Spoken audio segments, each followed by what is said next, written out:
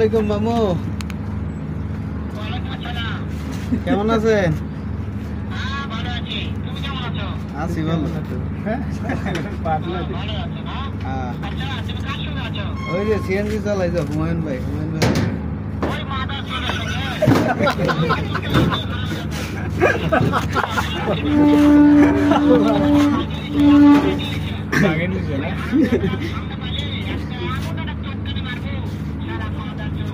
তোমার কথা শুনতেছে।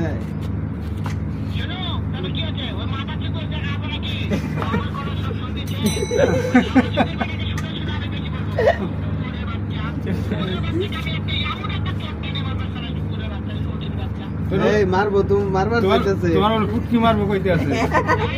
হ্যাঁ হ্যাঁ।